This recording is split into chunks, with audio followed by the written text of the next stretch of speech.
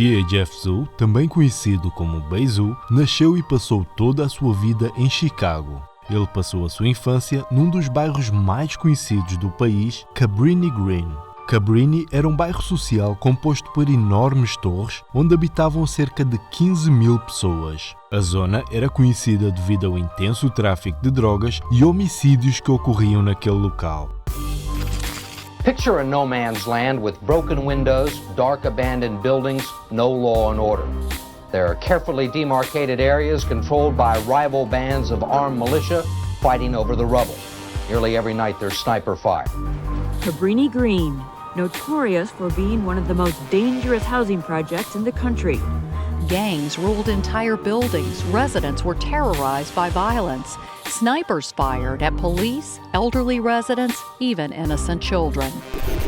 Em 1981, a presidente da Câmara de Chicago decidiu mudar-se para o bairro para provar a todos que não era um lugar tão perigoso como diziam. Ela aguentou apenas 3 meses em Cabrini, apesar da forte presença policial que trouxe para protegê-la. Mas ao longo da sua estadia no local, foram postas enormes portas de aço na entrada dos prédios. E quando a presidente foi embora, as torres daquele bairro tornaram-se verdadeiros fortes para os traficantes. Eles tinham vigias nos telhados e quando a polícia se aproximava do local, todos corriam para dentro dos prédios e trancavam as enormes portas de aço.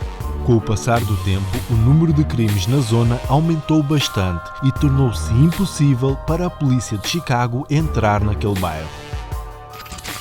The Cabrini Green Public Housing Complex, in many ways a high-rise ghetto, plagued with crime, joblessness, fear, and despair.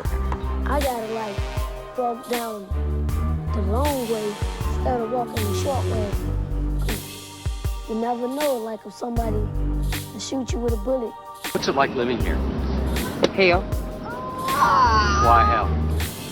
Because you don't know if a bullet gonna come through your window. You don't know why you're going to the store, if you're gonna be shot at. What we see is, unfortunately, the wanton violence, total disregard of human life by gang and drug dealers. I don't think this neighborhood's gonna get better. And then the people, police and everything are not gonna do nothing about it. They're just gonna keep letting it happen. And this neighborhood is gonna stay the same.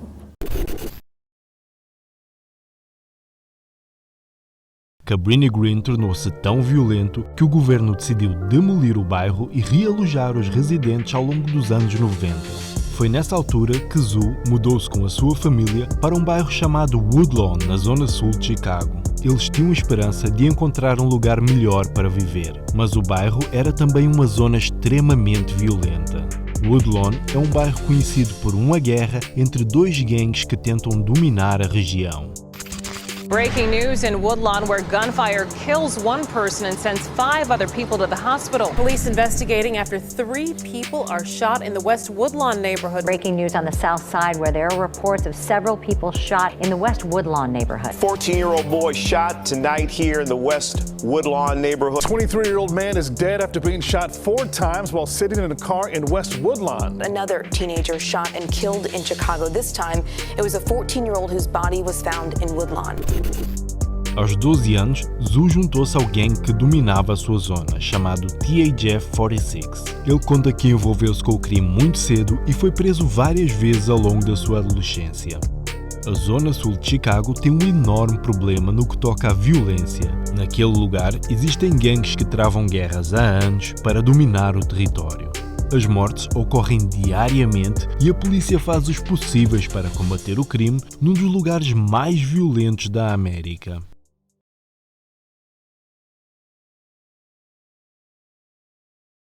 A 5 de julho de 2009, um jovem de 21 anos chamado Dominic Barnes estava a caminhar numa das ruas de um bairro chamado Bronzeville, em Chicago. Eram cerca de 10h30 da manhã quando, segundo a polícia, 2 jovens armados aproximaram-se dele. Após uma breve troca de palavras, um dos jovens sacou uma pistola e baleou Dominic várias vezes.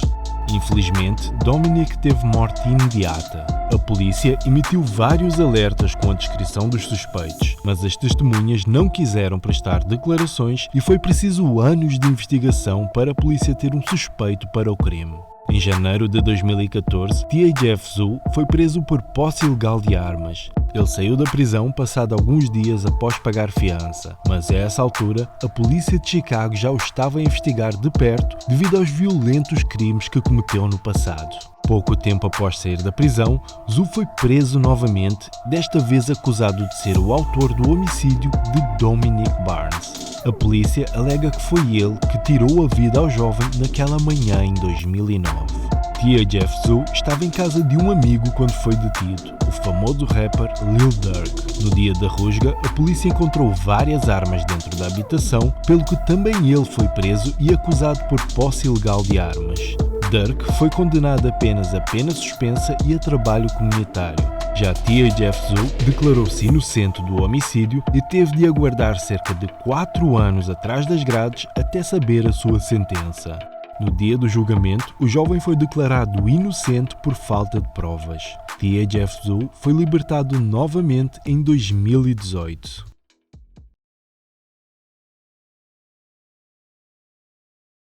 Quando voltou para as ruas, Zhu tornou-se ainda mais próximo do rapper Lil Durk, que o apoiou ao longo de todo o tempo em que o jovem esteve preso. No entanto, T.J.F. Zhu também tinha vários inimigos nas ruas e o jovem também sofreu vários atentados à sua vida ao longo dos últimos anos.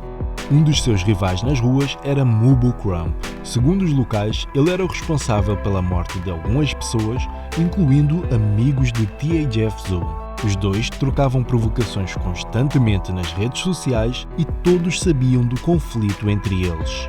A 24 de maio de 2018, Crump estava numa festa numa casa na zona sul de Chicago, onde estavam presentes vários membros de diversos gangues locais.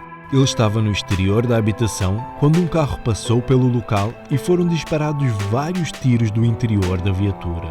Infelizmente, Crump foi baleado várias vezes, acabando mesmo por perder a vida no local. Mubu Crump estava com outro jovem conhecido como 051 Melly, que também foi baleado no braço e na cabeça nessa noite. T.J.F. Zhu falava constantemente com 051 Melly, outro dos seus rivais que pertencia a um gangue chamado 051 Young Money e era provavelmente um dos gangsters mais conhecidos de Chicago. Melly é apontado por muitos como o responsável pela morte de vários rivais na Zona Sul, incluindo um jovem de apenas 15 anos chamado Raheem Damron, mais conhecido como T.J.F. Raheem. Ele era o enteado de T.J.F. Zhu. Come on, y'all. These niggas bitches. These niggas hoes. Show your face. Show your face. Show your face. You niggas hoes, y'all scared of me. You wanna know why y'all don't show y'all face? Cause you know if you show your face, you're gonna get dealt with, right? You can show my son, Ray, that's how all that. Where's your face at? Kimon. You niggas bitches.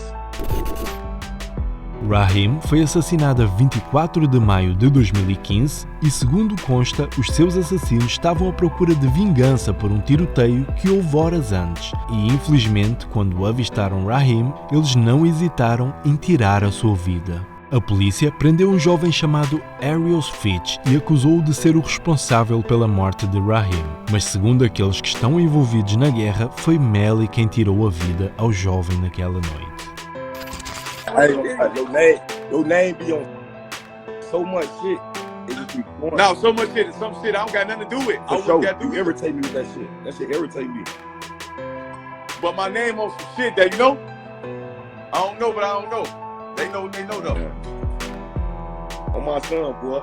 The shit I was saying when I was in jail about you and all the rest of them ass goofy ass niggas. I swear to God, this shit been boring as hell out here, bro. Hey, look. It might be true. It might not be true. This shit been boring. So what you say? You finna ask me one question? I just say I gotta ask you one question, man. I just want to keep it all the way thorough with me. No, look, I know what you finna ask me. You ain't finna ask me that, okay? You only know what I'm finna ask you, but I ain't even gonna ask you though. I can merch out there and know what you finna say. This shit be blowing me, man. Mesmo apesar da forte acusação de que Melly era o responsável pela morte do enteado de Zhu, eles continuavam a comunicar e tinham uma espécie de respeito um pelo outro. Melly foi assassinado em setembro de 2019 numa festa em Chicago. O momento da sua morte foi mesmo gravado por aqueles que estavam presentes. Ele foi baleado à frente de dezenas de pessoas por um rival chamado 007 Nate. But Crump said what? Crump ain't even lie to you, but just make up whatever he said, bro. Crump ain't here. Where Crump at? Huh? Where Crump at? What Melly at? He nigga that whooped at me, where they at? Oh, alright. I bet I'll be here to tell y'all the last of the story though. I bet I'll be here. Cause niggas don't play with me. I bet I'll be here.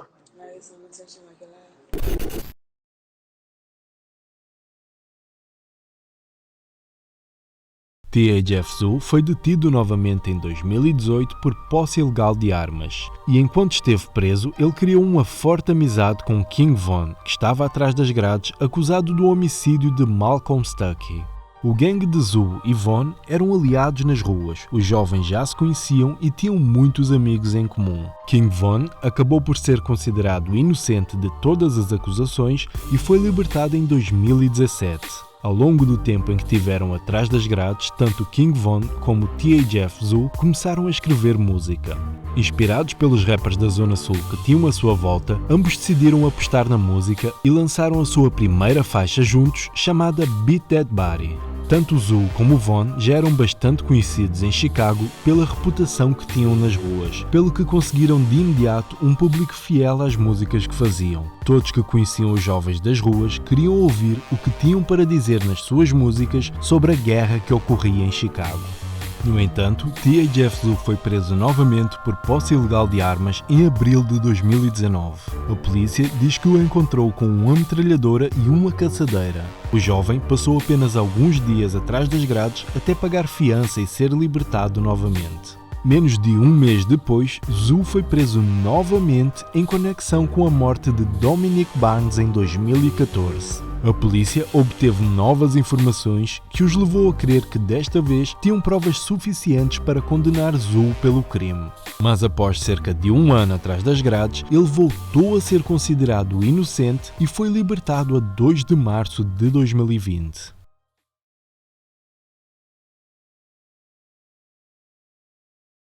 Quando saiu da prisão, Zou decidiu dedicar-se ainda mais à música e passou a lançar faixas mais constantemente, o que gerou algum dinheiro e uma maior base de fãs ao rapper. Ele estava associado a Lil Durk e toda a label OTF, e isso impulsionou bastante a sua carreira. Mas em maio de 2022, T.A. Jeff Zou voltou a ser preso. Ele está atualmente atrás das grades a aguardar julgamento por uma nova acusação de posse ilegal de armas. Segundo os meios de comunicação norte-americanos, o jovem foi encontrado com 3 metralhadoras em Chicago.